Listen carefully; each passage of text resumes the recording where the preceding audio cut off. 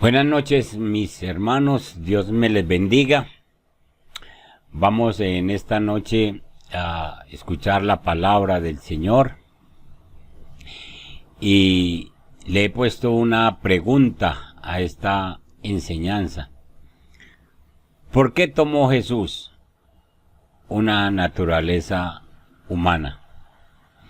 Con este tema vamos a entender dos cosas primordiales. La primera es que Jesús no solo vino a perdonar los pecados nuestros, a reparar el daño que Adán desde un principio había hecho, sino que también Jesús, en su humanidad, en sus 33 años de vida en esta tierra, vino para enseñarnos a vivir.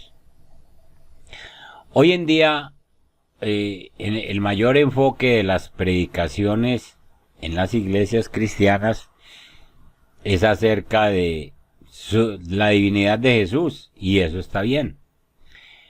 Pero se nos olvida predicar sobre los aspectos de su humanidad. Muchas veces se nos pasan por alto. Y es necesario que nosotros tengamos un buen entendimiento con respecto a esa naturaleza humana de Jesús y entender así por qué Él tomó esa naturaleza humana y por qué vivió entre nosotros. La Biblia es muy generosa en darnos versículos que nos hablan de Jesús como Dios, el hombre Dios, o Dios hecho hombre. Entonces en el Nuevo Testamento hay muchos versículos que nos ayudan para entender primero esta parte divina de Dios, de Jesús. Vayamos a Marcos capítulo 1 y en el verso 3. Ubíquense en su Biblia para que vamos viendo algunos versículos, no se queden sin leer, que uno dice, no, yo solamente escucho, pero cuando uno lee, el Espíritu Santo hace ese trabajo de convencer a la persona de que lo que se dice es dictado por él. Marcos 1:3 dice, voz que clama en el desierto, preparad el camino del Señor, enderezad sus sendas. Ya Marcos, al principio del Evangelio, empieza a hablar del Señor y de que hay que prepararle un camino para cuando Él venga, que sencillamente no es cualquier Señor el que viene, sino que es Dios mismo, por lo tanto hay que preparar nuestros corazones. Pasemos al capítulo 2 de Marcos y en el versículo 7 al 11, este pasaje es un pasaje muy hermoso, donde Jesús se autoproclama como Dios, él mismo. Si ustedes recuerdan este pasaje, se trata de el paralítico que es llevado por 4 amigos, se sube por el techo, descubren el techo y lo bajan allí, y precisamente donde está Jesús. Cuando Jesús lo ve, entonces Jesús en el versículo 5 le dice, hijo, tus pecados te son perdonados. ¿Qué ha dicho Jesús delante de estos hombres? Un hombre, como ellos pensaban, perdonando los pecados de otro.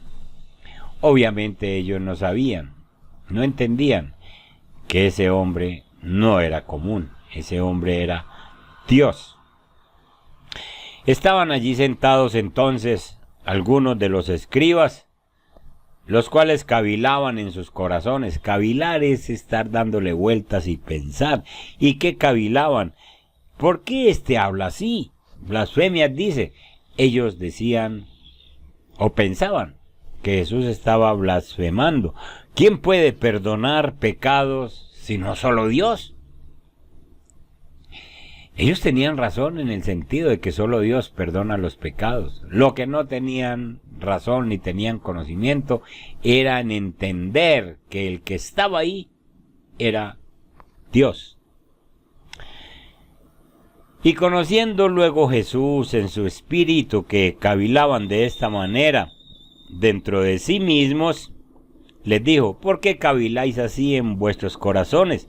¿Qué es más fácil decir al paralítico: tus pecados te son perdonados, o levántate, toma tu lecho y anda?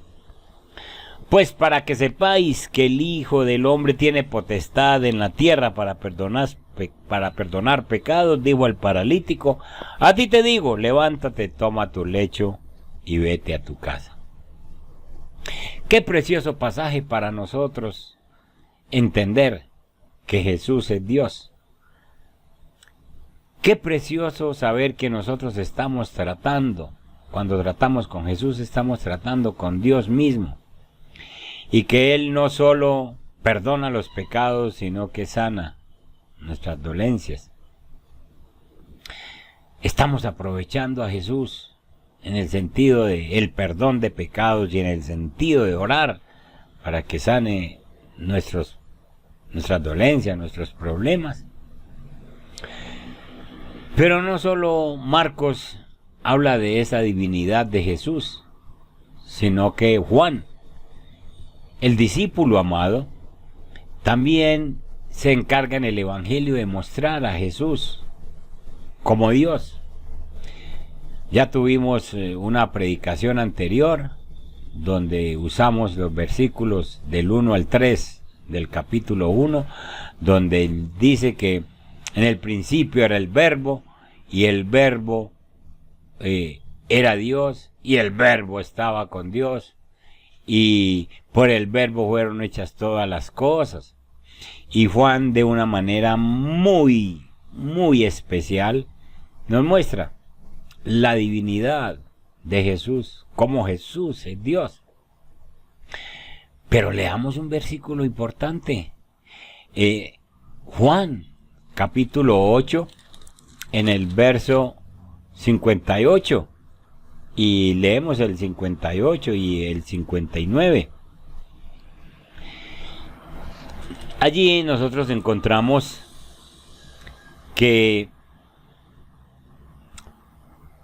veamos desde el verso 57, que Jesús, los judíos le dijeron a Jesús, ¿aún no tiene 50 años y has visto a Abraham? Porque Jesús les había dicho anteriormente que él había visto a Abraham. ¿Aún no tiene 50 años y has visto a Abraham? Jesús les dijo, de cierto os digo, antes que Abraham fuese, yo soy. Qué palabras tan profundas, tan hermosas, pero estos judíos no las alcanzan a comprender. Ellos no alcanzan a entender que un hombre que está ahí al frente con escasos 30 años haya visto a Abraham, y eso pues poquita gente se lo va a creer. Pero Jesús se está refiriendo a su eternidad. Jesús está diciendo, yo soy antes que Abraham, y Abraham había estado 2000 años atrás. Entonces tomaron piedras para arrojárselas, pero Jesús se escondió y salió del templo, y atravesando por el medio de ellos se fue. Definitivamente la gente les ha dado problema entender que Dios se hizo hombre y que Jesús es Dios. Otros evangelistas como Pablo hablan también de la divinidad de Jesús en ese pasaje hermoso de Filipenses capítulo 2, que estando en la condición de hombre se humilló a sí mismo, Señor, y el Señor, y entonces se fue a la cruz y sencillamente murió con una muerte ignominiosa, pero Dios, el Padre, le exaltó hasta lo sumo y le dio un nombre que es sobre todo nombre, para que en el nombre de Jesús se doble toda rodilla de los que están en el cielo, en la tierra y debajo de la tierra. Pablo está exaltando a Jesús como Dios. Entonces, la Biblia es muy, muy amplia en hablar de la divinidad de Jesús. Pero también la Biblia nos habla de que Jesús era completamente humano. Completamente humano. Entonces, es divino. Pero también estamos tratando con un ser completamente humano. Lucas capítulo 2, en el verso 7, dice que Jesús se vistió con ropa ordinaria para niños. En Lucas capítulo 2, verso 7, dice, y dio a luz a su hijo primogénito, hablando de María, y lo envolvió en pañales, y lo acostó en un pesebre porque no había lugar para ellos en el mesón.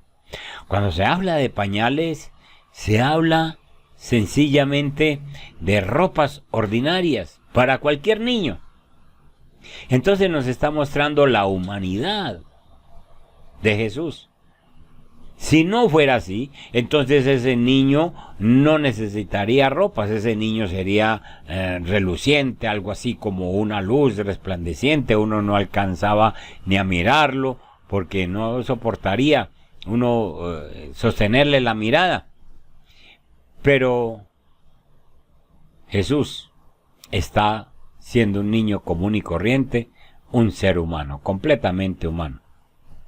Jesús también dice Lucas capítulo 2, verso 40, que Jesús crecía como cualquier niño. 1, 2, 5 añitos, 10 añitos, 12 añitos, 20 añitos. Crecía. Y a la vez que crecía en estatura, crecía en sabiduría. Pero dice también la Biblia que Jesús se cansaba. Esto es de un ser humano. En Juan capítulo 4, en el pasaje de la Samaritana, vemos llegar a Jesús en el verso 6, a llegar al pozo allá de Jacob, y dice, cansado del camino. Llegó a mediodía, cansado del camino, su humanidad. A Jesús le daba hambre. Mateo capítulo 4, verso 4 muestra cómo Jesús sintió hambre. Sintió sed. Juan capítulo 19, verso 28 dice, tengo sed. Jesús sufrió, o pasó más bien por tentaciones, fue tentado por el diablo en su completa humanidad. Jesús también se quejaba, se lamentaba, dice Mateo capítulo 26, verso 38, que Jesús cuando está allá en Getsemaní dice, mi alma está muy triste, hasta la muerte.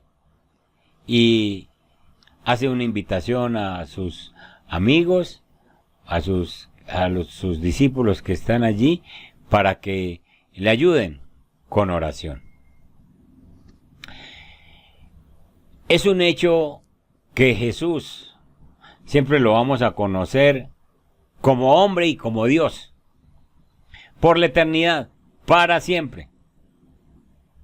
De hecho, primera de Timoteo, capítulo 2, verso 5, habla de ese gran intercesor que todos tenemos. Dice, porque hay un solo Dios y un solo mediador entre Dios y los hombres. Jesucristo, hombre. Es decir, que sencillamente la Biblia nos muestra cómo Dios manda a su Hijo, que es Dios, lo manda para que se haga hombre y para que pueda interceder por nosotros. Ahora, ¿por qué era necesario que Jesús se hiciera humano? Los evangelios claramente enseñan la concepción inmaculada de Jesús. Mateo capítulo 1, Lucas capítulo 1, se deleitan en mostrar cómo nació Jesús. Y en esos primeros versículos que tanto hemos predicado, se nos dice que estando María desposada con José, vino ese ángel y le dijo que ella sencillamente iba a tener un hijo y que iba a ser llena del Espíritu Santo, y ese hijo iba a ser Jesús, el que iba a perdonar los pecados, y que ese hijo sería santo. Miremoslo como lo dice Lucas capítulo 1 y en el verso 35, que dice que él era santo, que ese niño que iba a nacer era santo. Entonces era necesario que se hiciera humano, porque el pecado de nosotros no lo podía quitar un simple ser humano. Necesitaba que Dios se hiciera humano para que quitara lo que Adán nos dejó. Verso 35. Dice, en el verso 34, entonces María dijo al ángel, ¿cómo será esto? Pues no conozco varón. Respondiendo el ángel le dijo, el Espíritu Santo vendrá sobre ti, y el poder del Altísimo te cubrirá con su sombra. Por lo cual el santo ser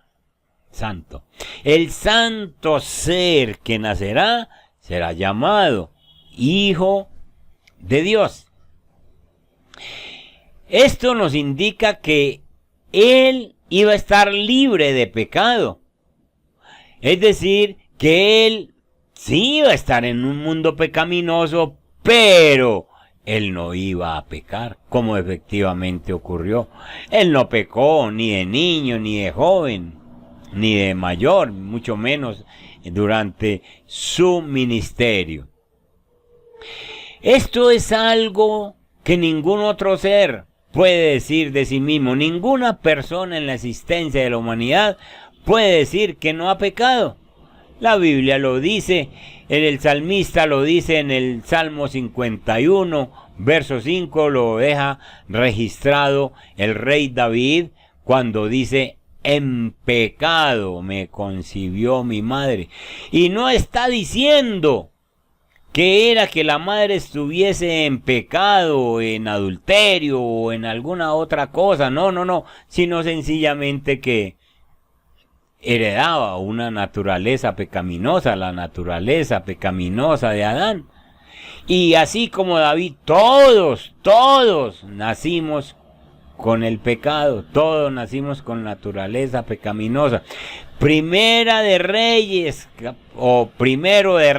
capítulo 8, en el verso 46, dice el Espíritu Santo que no hay hombre que no peque. Obviamente se está refiriendo a toda la humanidad. No hay hombre que no peque. Dice, si pecaren contra ti, dice el verso, porque no hay hombre que no peque, y lo dice entre paréntesis, haciendo una salvedad, diciendo, sencillamente no podemos conseguir un hombre, un ser humano, que no haya pecado. Excepto Jesús, que venía del cielo. Entonces, hermanos, no hay hombre que no peque. Todos hemos fallado. Pero cuando nosotros pecamos, también tenemos la oportunidad de que Jesús, si nosotros nos convertimos, si nosotros nos arrepentimos, Jesús nos perdona, igual que le dijo en este pasaje a los judíos de aquella época. Nosotros sabemos por la Biblia, Romanos capítulo 5, verso 12, que el pecado entró al mundo por un hombre. Imagínense el mundo, y por un hombre entró el pecado. ¿Por cuál hombre? Por Adán. Y por el pecado que entró la muerte. Esto quiere decir entonces que la muerte no existía. Adán era sencillamente con vida eterna. ¿Cuándo se perdió la vida eterna? Pues cuando él pecó. Adán pecó, pero no murió al otro día. De hecho, Adán vivió 930 años, dice la Biblia. Entonces, pero sí entró la muerte. Sí algún día iba a morir físicamente, porque con el pecado entró la muerte. Entonces, si por un hombre entró el pecado, por otro hombre se iba a quitar el problema del pecado, por un hombre que no pecara, por un hombre que sería santo, por un hombre que soportaría toda tentación, todo sufrimiento, por un hombre sencillamente que era capaz de enfrentar todas las cosas que estaban en este mundo y que él no iba a ser permeado por esas cosas del mundo. Ese hombre es Jesús. Entonces, así como un hombre trajo el pecado y el sufrimiento al mundo, era necesario que otro hombre removiera ese pecado. Por eso es necesario que Jesús se hiciera humano. Qué bueno que nosotros entendamos esto y lo pongamos en práctica para que nosotros podamos obedecer al Señor en todo lo que nos manda. Jesús vivió una vida de obediencia perfecta al Padre. Nosotros con frecuencia dejamos estas enseñanzas como a un lado. El hecho de que Jesús vivió en la tierra durante 33 años y entonces lo tenemos como que vino a cumplir un propósito, pero no hablamos de esos 33 años de Jesús en la tierra. Hermanos, Jesús vivió una vida de obediencia perfecta al Padre. ¿Saben ustedes que el problema que nosotros heredamos de Adán fue un problema de desobediencia? Nosotros somos rebeldes, hermanos. Y si no, miren ustedes lo que está pasando en nuestro contexto de ciudad. Mañana 24 hay un toque de queda desde las 8 de la noche. Primera vez en lo que yo me conozco que un 24 de diciembre, un 31 de diciembre, días tan familiares, días donde uno le gusta estar en la casa con la familia, correr de aquí para allá y allá para acá, que me voy para allí, que me voy para donde los otros. Y esto nunca se había visto. Esta semana se va a ver. ¿Saben por qué? Por desobedientes. Porque tenemos esa desobediencia dentro de nosotros. Porque sigue actuando esa desobediencia. El resultado de que los gobernantes hayan tenido que establecer unas normas como estas, unas restricciones como estas para estos días, el resultado es de días atrás. Si ustedes cuentan del 7 de diciembre al 24, pues hay 15 días, más o menos 17, 18 días. Pero se les dijo en aquella época, se les dijo para el 7 de diciembre, por favor no salgan, por favor no se junten en corrillos, por favor eviten las aglomeraciones, por favor no salgan a prender esas velitas, hagan todo lo posible. ¿Quién obedece pues? ¿Quién obedece?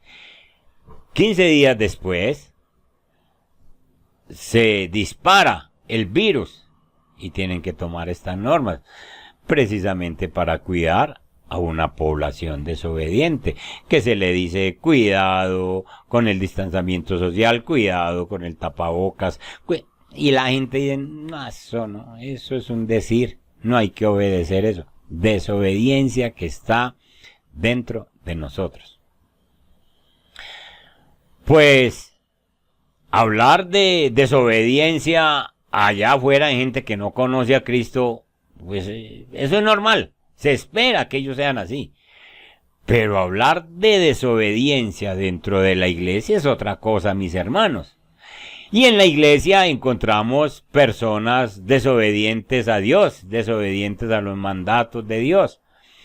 Personas que se les dice, usted debe perdonar esta situación. Otro día, pastor, que ahora yo como que no estoy para eso. Yo no siento, es que usted no sabe el dolor que yo siento dentro. Desobedientes. ¿Usted por qué no cumple con lo que Dios manda en su palabra? No, porque eso es del Antiguo Testamento. Yo estoy dedicado al Nuevo Testamento. Desobedientes. La palabra es una, la palabra es completa, Antiguo y Nuevo Testamento. Y entonces encontramos en la iglesia una cantidad de imperfecciones por culpa de la desobediencia, por la rebeldía que heredamos, porque no hemos dejado entrar el trabajo de Jesús. Primero, quitando nuestro pecado, y segundo, enseñándonos a vivir. Y todavía nos apegamos a lo que nos dejó Adán, la rebeldía. Léanse Juan 8:29. Juan 8, capítulo 8, verso 29. Es un verso muy poderoso.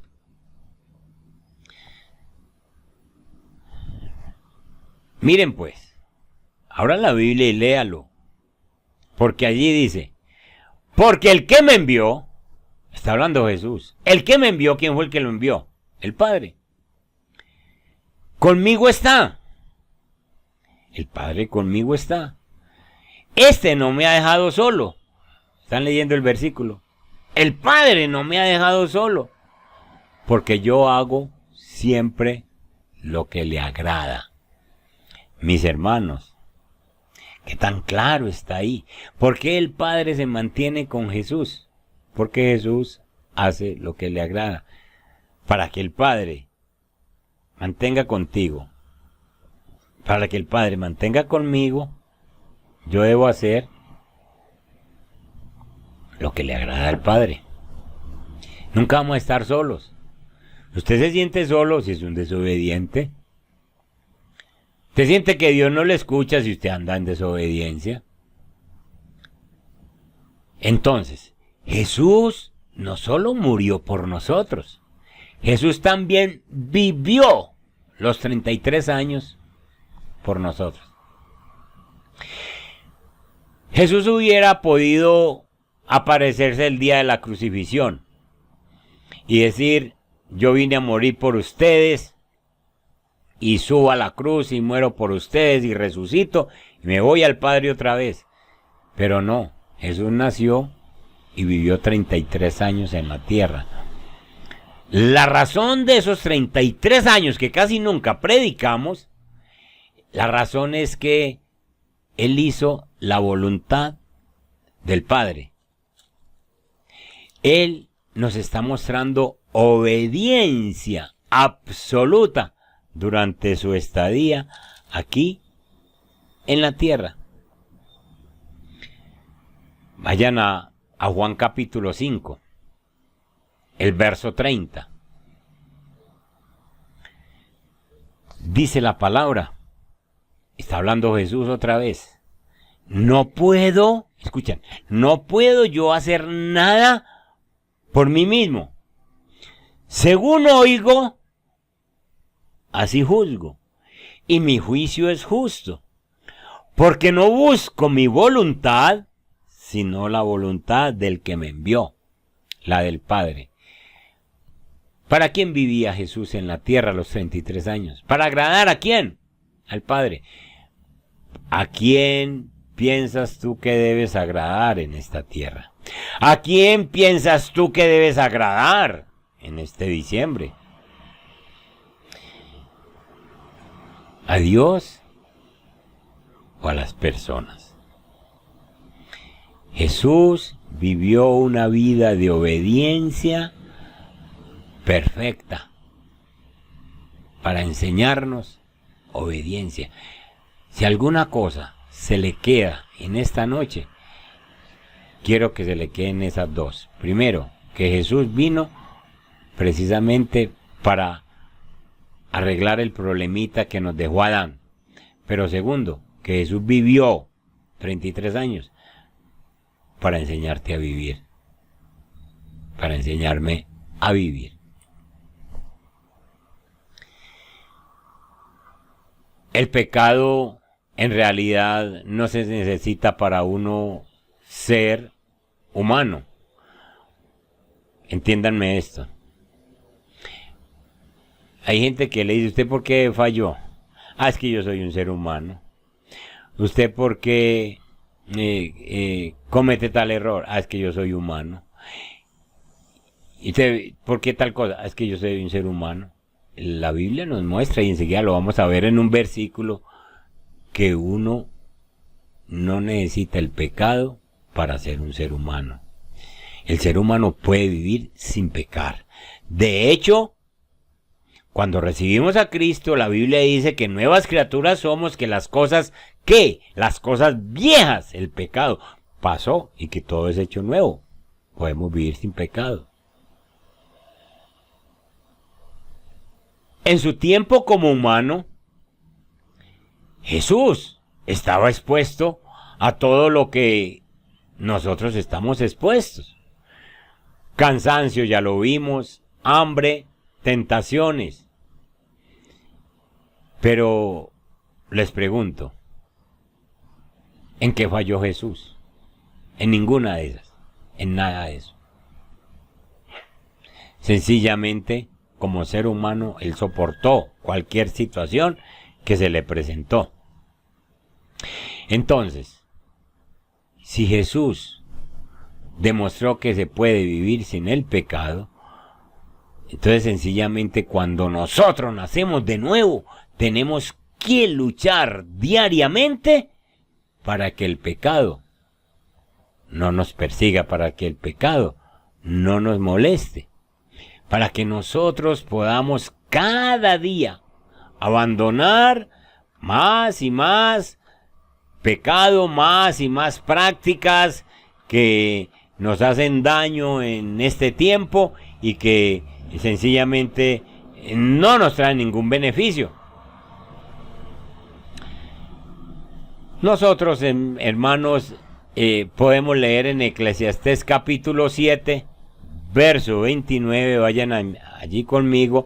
Eclesiastés lo escribe el proverbista Salomón. Y es muy importante tener en mente que el hecho de uno ser humano no implica que tengo que ser pecador. Después de que nací de nuevo, ya el pecado sencillamente lo voy corriendo de mi vida. Usted tiene que recordar que Dios hizo a Adán sin pecado al principio de la creación. Que Adán fue el que sencillamente dejó que entrara el pecado, así como nosotros dejamos que el pecado entre a nuestra vida.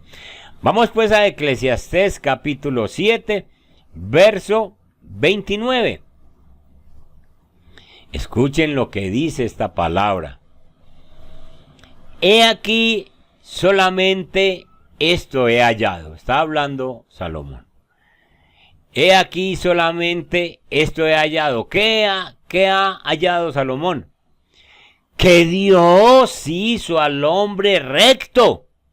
Escuchen eso que lo dice la Biblia.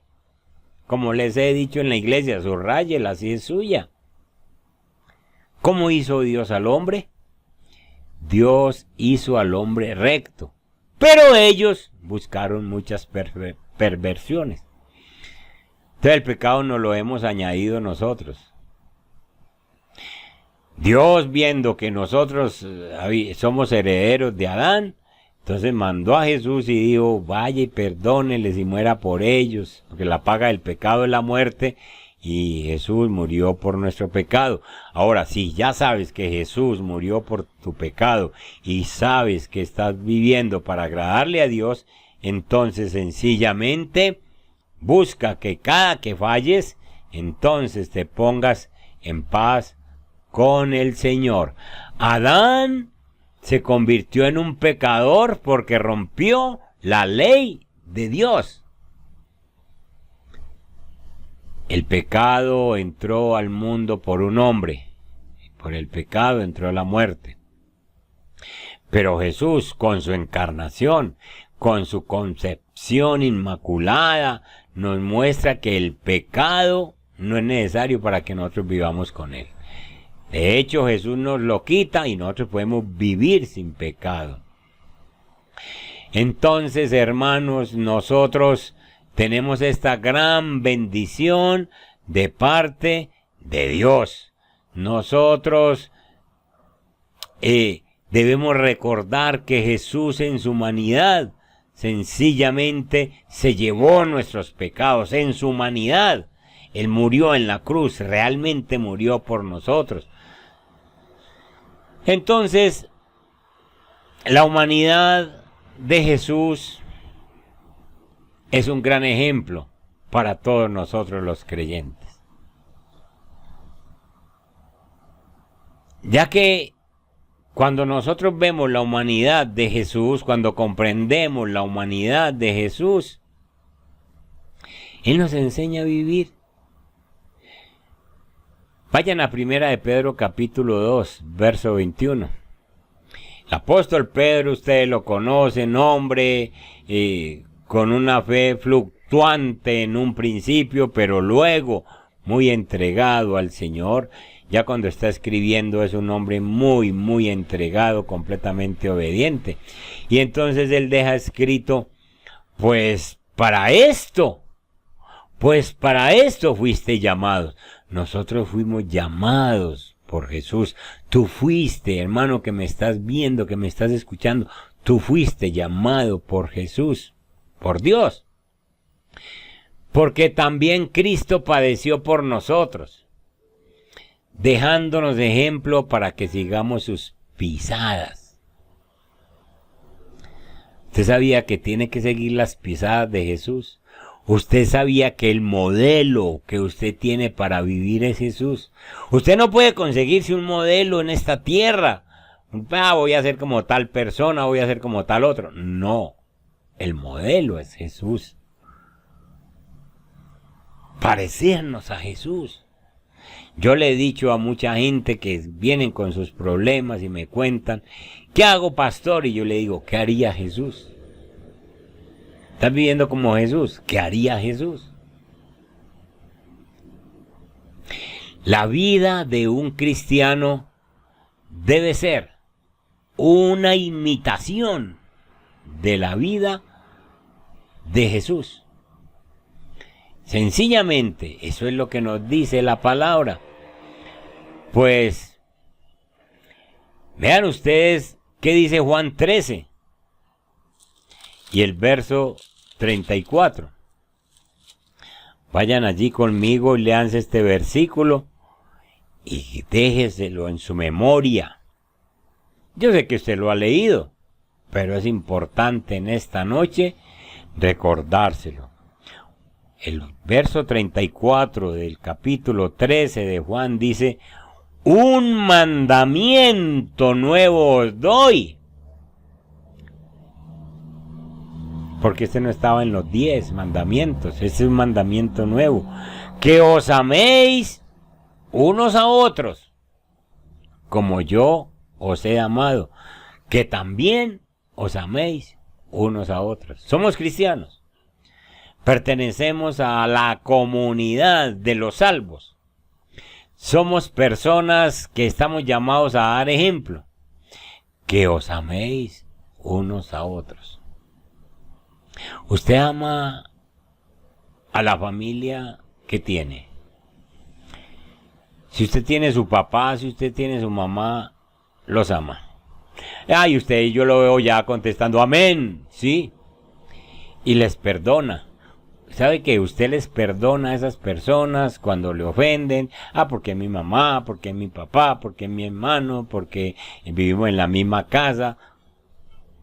Pues le quiero decir, hermano, que aquí está hablando de los hermanos de la iglesia, de los hermanos creyentes. Porque si perdona allá, porque no perdona aquí. Y entonces el Señor dice, un mandamiento nuevo os doy. Pero pasen a Juan capítulo 15. Vuélvanlo a leer en el verso 12. Y habla Jesús otra vez y dice, este es mi mandamiento. Otra vez el mandato, repitiéndolo Jesús. Y es el mismo, que os améis unos a otros como yo os he amado. Jesús te ha amado, Jesús me ha amado a mí y por lo tanto me ha perdonado mis pecados, por lo tanto tengo comunión con el Padre, tengo comunión con Él, con el Hijo y tengo comunión con el Espíritu Santo. Eso es un regalo maravilloso. Pero nosotros, por nuestra desobediencia, decimos, después perdono, después sano, después a ese hermano, a esa hermana que me miró feo, que me dijo, que me hizo tal cosa conmigo. Después hablamos, Señor. Pues ese después hablamos, Señor, después te obedezco, es una prolongación de la bendición que Jesús le iba a mandar y que ahora dice, después lo bendigo. Después le mando la bendición. Entonces, nosotros somos llamados a vivir nuestras vidas como Jesús vivió la de Él, hermano. En este tiempo estamos llamados a vivir las vidas igual que Jesús las vivió. Vayan al verso, Juan capítulo 15 al verso 18. 18. Leamos desde el 18 hasta el 20. Dice el 18. Si el mundo os aborrece, sabed que a mí me ha aborrecido antes que a vosotros. El mundo aborreció a Jesús. El mundo todavía aborrece a Jesús. Hoy hacen fiestas y fiestas y fiestas. Y como les dije en tiempos pasados, en días pasados, el menos nombrado es Jesús, porque no lo quieren en las fiestas. El mundo os aborrece. Sabe que a mí me ha aborrecido antes que a vosotros. Si ustedes, mis hermanos, fueran del mundo, el mundo amaría lo suyo, porque no soy del mundo, antes yo os elegí del mundo, por eso el mundo os aborrece. Entonces no se sienta mal, porque no lo invitan a una parranda, pues mejor. Porque no le llevan natillita, pues hágalo usted, hermano. Sencillamente que porque usted es cristiano y ama a Dios, el mundo no lo va a querer. Que lo quiera Dios, ya sencillamente lo demás no vale la pena. Verso 20. Acordaos de la palabra que yo os he dicho. El siervo no es mayor que su Señor. Nosotros nunca vamos a ser mayores que Jesús. Y entonces dice, si a mí me han perseguido, si a Jesús, también a vosotros os perseguirán. No nos extrañe nada. Si han guardado mi palabra, también guardarán la vuestra. Es decir, sencillamente, las personas que le creen a Dios van a estar con nosotros. Los que no le creen van a estar en contra de nosotros.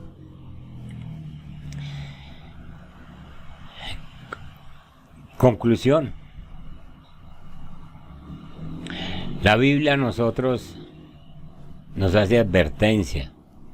En primera de Juan capítulo 2, 15 nos dice, no améis el mundo, ni las cosas que están en el mundo. Somos cristianos, sabemos que Jesús vino. No amemos las cosas del mundo ni al mundo. ¿Usted está amando en este diciembre las cosas que el mundo le ofrece? ¿Se está entonces deprimiendo? No, hermano. Hay que amar a Dios. Y esas cosas del mundo no las amamos. Entonces nosotros tenemos que tener en cuenta, hermano, cosas por las que cayó Adán. Adán cayó por 3 cosas: los deseos de la carne, los deseos de los ojos y la vanagloria de la vida. A Adán le pareció lo mismo que a Eva, la fruta codiciosa, buena para comer, los deseos de los ojos, los deseos le gustó en su carne, y los deseos de los ojos es que la vio muy provechosa, muy jugosa, y la vanagloria de la vida. La vanagloria que pensaba Adán era: seremos como Dios. Y esas mismas cosas, es interesante que esos fueron los elementos que Satanás usó para tentar a Eva, los mismos que usó para tentar a Jesús. Fueron los mismos, sencillamente. Cuando estaba tentando a Jesús, le ofreció los reinos de este mundo, le ofreció poder, deseos de la carne: si eres Dios, que estas piedras se conviertan en pan. El diablo no ha cambiado su estrategia para tentar. Como tentó a Adán, como tentó a Jesús, nos tienta a nosotros. Y nosotros definitivamente, hermano, nosotros tenemos que saber que somos escogidos de Dios. Nosotros tenemos que saber que estas cosas no nos pueden perturbar a nosotros. Nosotros tenemos que entender para qué vino Jesús, para qué se hizo carne Jesús. Jesús se hizo carne entonces, primero, para llevar tus pecados. No le añadas ni pienses ahora en que entonces, si pecas ahora en diciembre, en enero te volvés a arrepentir. No estés jugando con el Señor. Cuidado con eso. Dios allí ya se llevó nuestros pecados y no quiere que nosotros le añadamos uno más. Porque el sacrificio fue una vez y para siempre. Y segundo, Jesús vivió 33 años en esta tierra para enseñarte a vivir. Nunca desobedeció al Padre y siempre el Padre estuvo con él. Tú quieres que el Padre siempre esté contigo de día y de noche. Obedécele en todo lo que manda. Y que Dios nos ayude en este tiempo para terminar siempre invictos, en bendición, no dejarnos llevar del pecado. Recuerde lo que se le dijo en esta noche: uno, después de que conoce a Cristo, puede vivir sin pecado, como Él vivió. Dios me los bendiga, mis hermanos. Nos vemos mañana en la iglesia. Recuerden que vamos a estar allí. Vamos a salir temprano por motivo del toque de queda, pero podemos cumplir con las cosas del Señor. Y nos vamos tempranito, que no tengamos problemas. Dios me los bendiga.